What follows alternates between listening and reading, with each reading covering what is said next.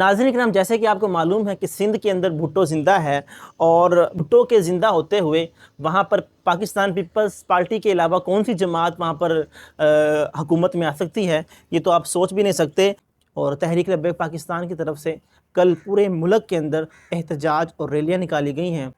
पाकिस्तान को इस निज़ाम से नफ़रत सी होने लगी है और जो मजहबी जमातें जिनको मजबूर करके इस सिस्टम के अंदर लाया जाता है, वो इस सिस्टम से अगर बेज़ार हो जाएं तो उनके पास क्या ऑप्शन रह जाएगा, ये मैं और आप सब जानते हैं।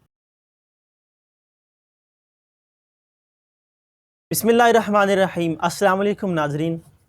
पाकिस्तान की आवाम का 27 अरब रुपए लगाकर 2 दिन तक पूरे पाकिस्तान के अंदर हलचल मची रही और आखिरकार आज इलेक्शन कमीशन ने 3 दिन के बाद 2024 के इलेक्शन का फ़ाइनल रिज़ल्ट अनाउंस कर दिया है।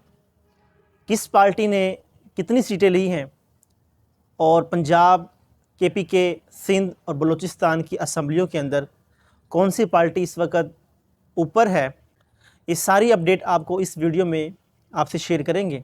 सबसे पहले नाज़रीन किराम, जो दोस्त इस चैनल पर न्यू हैं उनसे गुजारिश है कि चैनल को सब्सक्राइब करें, बेल आइकन को प्रेस करें, वीडियो अच्छी लगे तो लाइक करके शेयर भी कर दीजिएगा। नाज़रीन किराम, सबसे पहले नेशनल असम्बली की सीटों पर बात की जाए तो इस वक्त तक जो इलेक्शन कमीशन की तरफ से अनाउंस किया गया है, जो इंडिपेंडेंट उम्मीदवार थे वो इस वक्त 101 सीटें लेकर सबसे आगे जा रहे हैं। उसके बाद पाकिस्तान मुस्लिम लीग नून 75 सीटें हासिल कर चुकी हैं। पाकिस्तान पीपल्स पार्टी 54 सीटें। MQM ने इस मरतबा जो है वो लोगों को हैरान कर दिया है।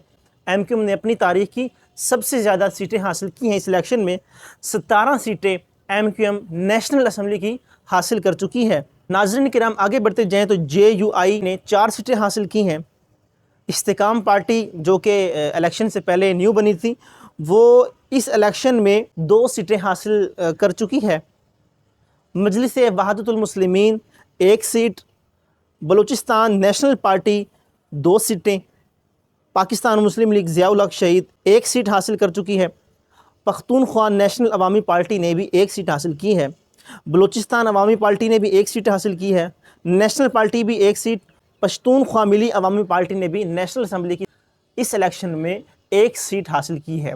ये पूरा एक मिक्सचर बन चुका है और इस वक्त नज़रें सबकी इस बात पर है, जो इस वक्त सिचुएशन है, तो इस सूरत हाल के अंदर कौन पाकिस्तान का वज़ीर आज़म बनेगा, इस हवाले से भी अगर आपको अपडेट दें।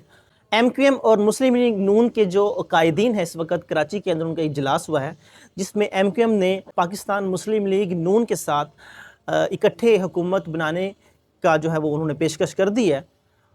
और पीपल्स पार्टी तो पहले ही कह चुकी थी, लेकिन नाज़रीन किराम, इस वक्त पीपल्स पार्टी के साथ मसला ये है कि ज़रदारी साहब जो हैं वो बिलावल भुट्टो को वज़ीर आज़म बनाने के ख़्वाह हैं और उन्होंने अपनी ख्वाहिश का इजहार भी कर दिया है कि अगर बिलावल भुट्टो को वज़ीर आज़म बनाया जाता है तो हम हुकूमत में आपके साथ शरीक रहेंगे, वगरना उनकी और भी डिमांड है वो आपके साथ आने वाले व्लॉग के अंदर शेयर करेंगे। तो नाज़रीन किराम, जैसे कि आपको मालूम है कि सिंध के अंदर भुट्टो ज़िंदा है और भुट्टो के ज़िंदा होते हुए वहाँ पर पाकिस्तान पीपल्स पार्टी के अलावा कौन सी जमात वहाँ पर हुकूमत में आ सकती है, ये तो आप सोच भी नहीं सकते।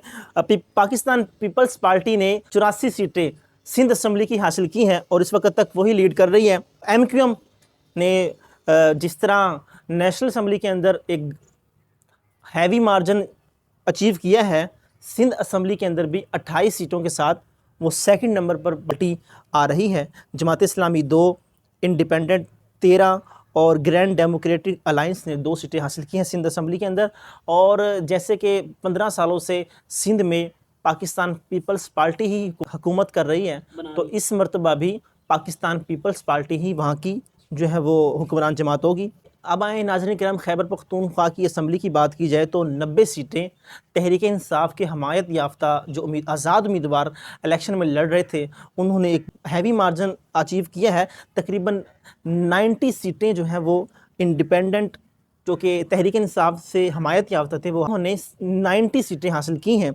JUI ने 7 सीटें, पाकिस्तान मुस्लिम लीग नून ने 5 सीटें پیپلز پارٹی نے 4 سیٹیں، جماعت اسلامی نے 3 سیٹیں، پاکستان تحریک انصاف پارلیمنٹیرین جو کہ پرویز خٹک کی جماعت ہے انہوں نے 2 سیٹیں، عوامی نیشنل پارٹی 1 سیٹ۔ تو اس سے اندازہ لگایا جا سکتا ہے وہاں پر تحریک انصاف کے جو حمایت یافتہ امیدوار اس الیکشن میں انہوں نے کمپٹیشن کیا ہے وہی حکومت بنائیں گے۔ اب بات کی جائے پنجاب اسمبلی کی، پنجاب کو مسلم لیگ نون کا ایک گڑھ کہا جاتا تھا، وہاں پر بھی پاکستان تحریک انصاف کے حمایت یافتہ آزاد امیدوار انہوں نے 138 سیٹیں حاصل کی ہیں، اور پاکستان مسلم لیگ نون 137 سیٹوں کے ساتھ دوسرے نمبر پر ہیں۔ پیپلز پارٹی 10 سیٹیں حاصل کی ہیں، پاکستان مسلم لیگ نے 8 سیٹیں، استحکام پارٹی 1 سیٹ، پاکستان مسلم لیگ ضیاء الحق شہید انہوں نے 1 سیٹ حاصل کی ہے۔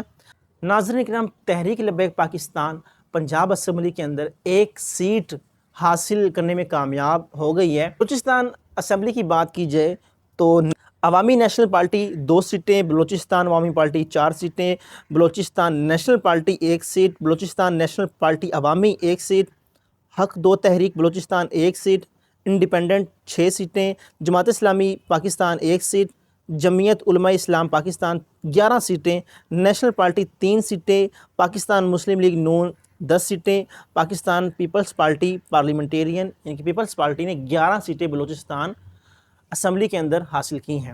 پاکستان کی تاریخ میں کوئی ایسا الیکشن نہیں گزرا جس میں دھاندلی کا الزام نہ لگایا گیا ہو۔ ناظرین کرام، تحریک انصاف کے حمایت یافتہ آزاد امیدوار انہوں نے بھی اس الیکشن کو دھاندلی نہیں بلکہ دھاندلا قسم کا الیکشن قرار دیا ہے، اور تحریک لبیک پاکستان نے بھی، جو کہ نظر آ رہا تھا ہمیں کیونکہ پہلے غیر حتمی غیر سرکاری نتائج کچھ اور بتائے جا رہے تھے، اس کے بعد جیسے ہی رات ہوئی تو نتائج تبدیل کر دیے گئے، تو تحریک لبیک پاکستان کی طرف سے بھی اس الیکشن کو دھاندلی والا الیکشن قرار دیا جا رہا ہے، اور تحریک لبیک پاکستان کی طرف سے کل پورے ملک کے اندر احتجاج اور ریلیاں نکالی گئی ہیں۔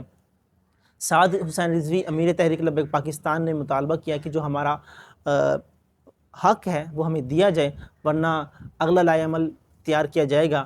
جماعت اسلامی والوں کی طرف سے بھی یہی کہا گیا کہ گھٹیا طریقے سے دھاندلی کی گئی ہے۔ ناظرین کرام، جو صورتحال اب تک ہو چکی ہے وہ ہم نے آپ کے سامنے رکھی ہیں کہ کس طرح الیکشن ہوا ہے، وہ سب کو ہی معلوم ہے۔ دوستو، جس طرح سے اس الیکشن کے اندر دھاندلی کی گئی ہے، کہا جا رہا ہے، بلکہ ویڈیوز بھی سامنے آ رہی ہیں، تو پاکستانی عوام پر اس کا جو امپریشن ہے وہ کوئی اچھا نہیں پڑا۔ پاکستان کو اس نظام سے نفرت سی ہونے لگی ہے، اور جو مذہبی جماعتیں جن کو مجبور کر کے اس سسٹم کے اندر لایا جاتا ہے، وہ اس سسٹم سے اگر بیزار ہو جائیں تو ان کے پاس کیا آپشن رہ جائے گا، یہ میں اور آپ سب جانتے ہیں۔ اسی پیغام کے ساتھ ہمیں اجازت دیجیے۔ اللہ حافظ۔